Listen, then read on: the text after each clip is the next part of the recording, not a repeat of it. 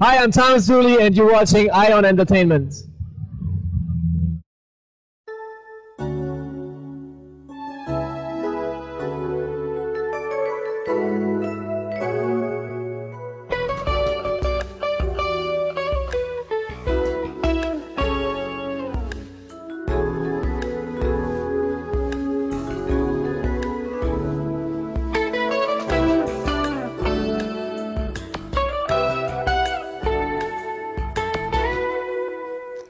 Hello everyone, welcome to Ion Entertainment.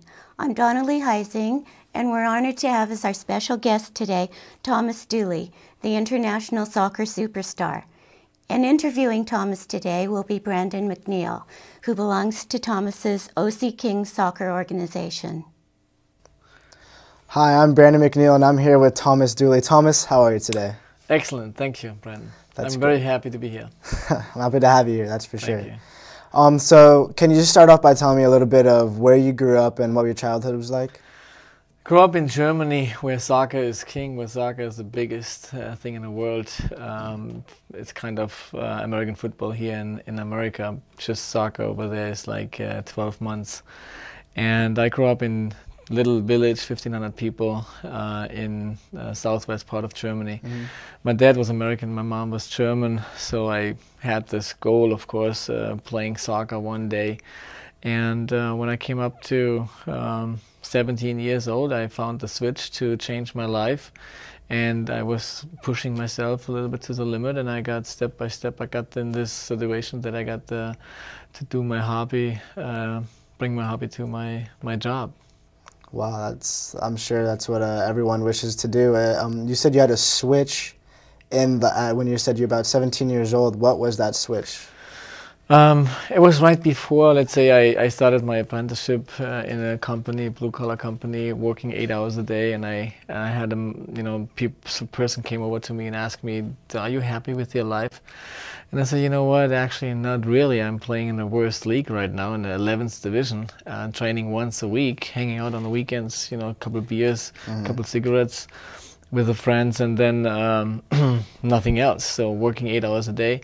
So I said, I would love to change my life, but I don't know what to do. So he gave me a book, The Power of Subconscious Mind, Joseph Murphy.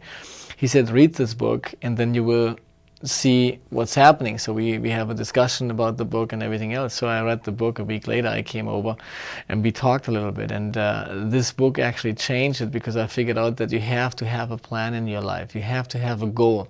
Without a goal you don't exist. That's what I did. I just lived to the day. Work, came home, slept and watched TV and hang out with my friends, but no reason why I'm doing this. What is my future goal? What I'm working for? So, and I was thinking about, found out with those in this book that I need to set a goal. I need to find out how to achieve those goals. And one of the things that changed me a lot was I started buying some books about positive thinking people. How did they survive? How did they gonna be successful, or what they did to be successful? And in all those books was saying something like, you have to have a goal. You have to have a plan to achieve your goal, and you have to do something. So when I figured out my 5 steps, everybody has like 7 keys or 10 positive things you need to do in life. So for me it was like only 5 very, very important things to be successful. So as one was, you have to have a clear goal. What do you really want? And for me in that moment was, I would like to have my high school degree or my college degree. I want to go to study architecture or something like that. So I had to go back to school and study. So the second thing was, I would like to play in a nice field and with referee, with linesman. So that was my biggest goal. So the second step was, you have to have a plan and you have to write down, how can I achieve this goal. So the second thing was, for example, no smoking in soccer, no smoking, more training, no drinking, no alcohol, and working hard to get this thing done. Watching tapes, watching games. So I wrote that down on my piece of paper. And I followed it. So the third thing was, you have to be active. You have to go and carry out your plan, what you have on the list.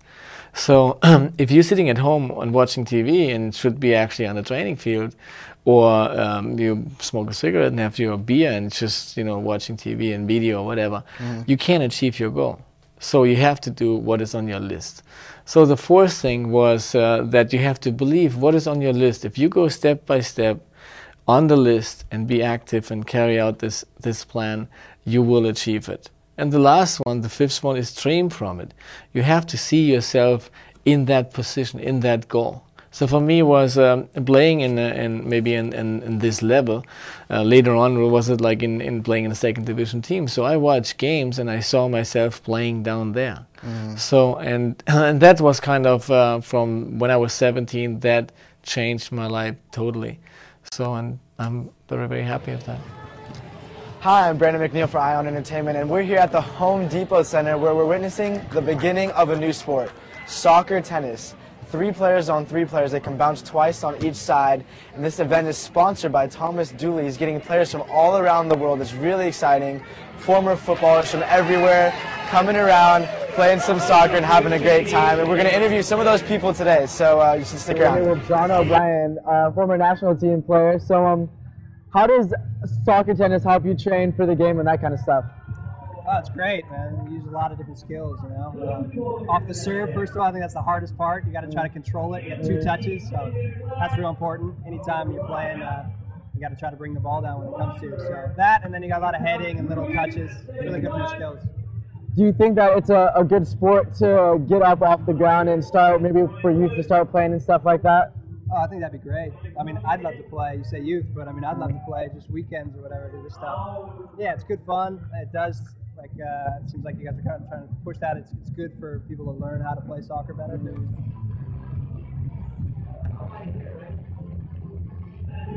Is it fun to have all these old faces around from back in the 94 and 98 World Cups, like Eric and those kind of guys around? Yeah, we get together throughout the year at different times for charity games, and as long as we're together and we're playing soccer and having some fun, and it doesn't matter whether it's whether you're kicking a ball over a net or whether you're kicking a ball out on the big stadium in a soccer game, it's still part of the soccer family.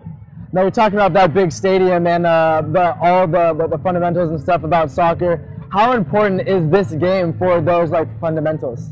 Well, in the course of a game, you use obviously your feet, but you can use your chest, you can use your head. It also encourages you to move and to be able to control the ball while you're moving, which is a huge part of the game when you get out there on the big field. So coaches have always looked at it as a wonderful way to warm up and a wonderful way to work on your technical ability, because you have to think fast, you have to be able to control the ball, and you have to be able to obviously give it some direction when you finally do get the ball.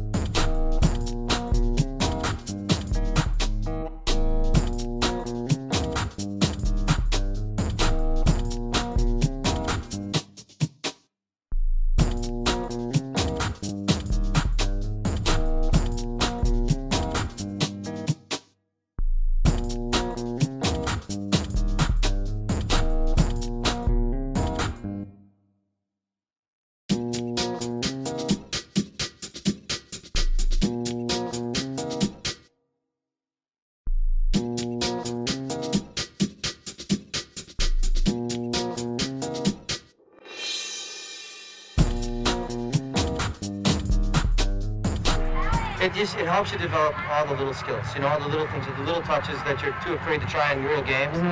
So it's a lot of fun. I've got to play a bunch of times, and I've always enjoyed it. It's been fun.